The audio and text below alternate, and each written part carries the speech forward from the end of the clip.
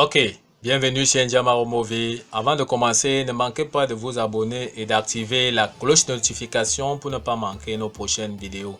Aujourd'hui, on va continuer avec notre cours de mathématiques, d'accord, qui concerne donc la résolution des équations dans R concernant les logarithmes népériens, d'accord.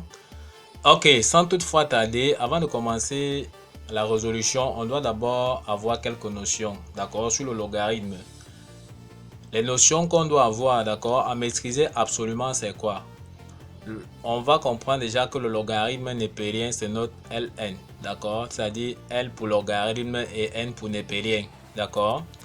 Logarithme de A plus logarithme de B, d'accord, égale tout simplement à logarithme de A fois B, d'accord? C'est-à-dire que A et B doivent être des nombres strictement positifs.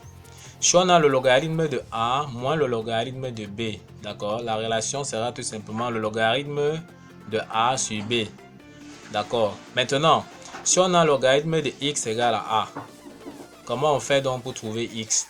La formule nous dit tout simplement qu'on aura X égale à exponentielle A, d'accord. Maintenant, logarithme de A puissance R, d'accord, égale à R logarithme de A.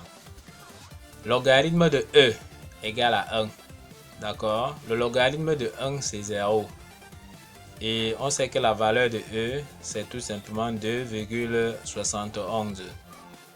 Maintenant, si on a le logarithme de A égale au logarithme de B, d'accord. Logarithme de A égale à logarithme de B signifie tout simplement que A égale à B. Ok, une fois que nous avons ces notions-ci, on va donc passer directement aux différents exercices, d'accord?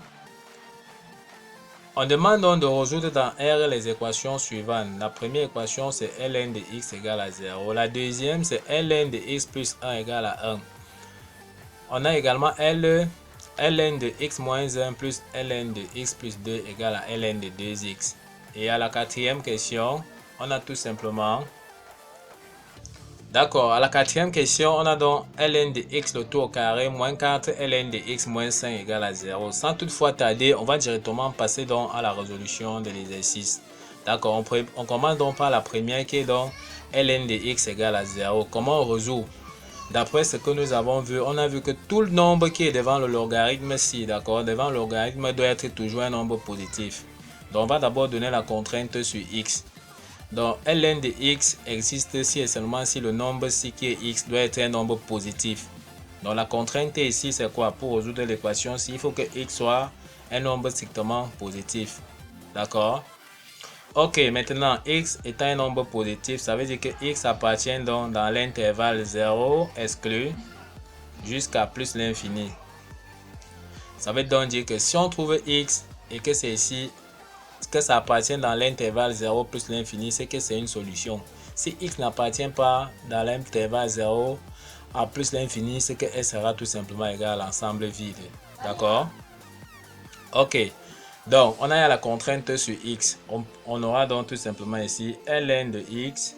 Or, nous avons dit tout à l'heure que le logarithme de 1 c'était 0. On a vu que ln de 1 c'était 0.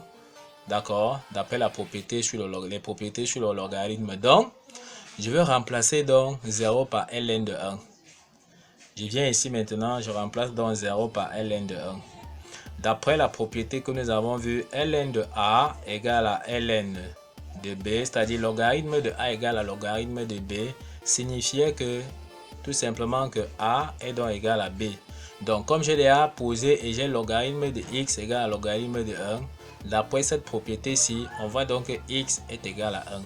Donc x est donc égal à 1. On n'a qu'à vérifier si 1 appartient dans l'intervalle 0 plus l'infini. On voit bien que ça appartient. Donc on voit que S c'est tout simplement 1. Donc voilà la solution de la première équation. On passe donc à la prochaine équation. D'accord, on passe donc à la prochaine équation qui est tout simplement donc ln de x plus 1 égale à 1. D'accord, on va donc toujours donner la contrainte d'accord sur x plus, d'accord, la contrainte sur x plus 1. On ne peut calculer le logarithme de x plus 1 que si le nombre ci qui est devant le logarithme est un nombre positif. D'accord, donc ici la contrainte sera donc quoi? Donc x plus 1 doit être un nombre positif. D'accord, pour qu'on puisse calculer le logarithme de x plus 1. Ok, donc on tire donc x. X sera supérieur donc à moins 1. D'accord?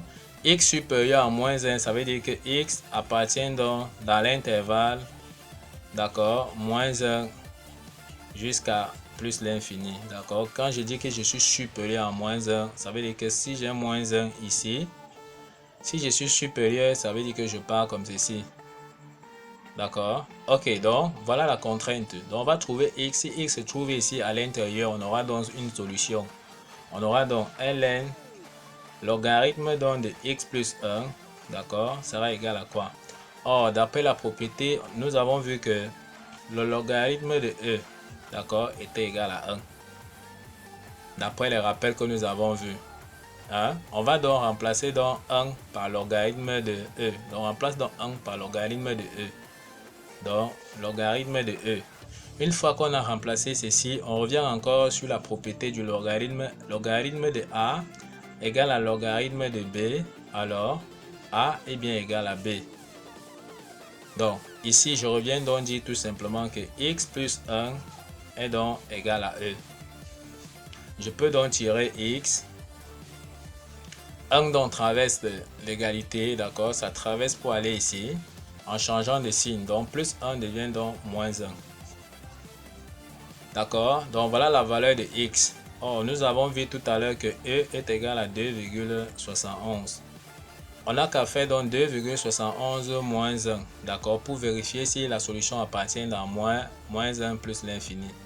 On voit bien que la solution est donc un nombre positif. C'est-à-dire, on voit qu'on a 0,71 qui appartient donc à l'intervalle moins 1 plus l'infini. Donc, on peut donc dire que S, la solution, c'est tout simplement E moins 1. D'accord, on passe donc au prochain exercice.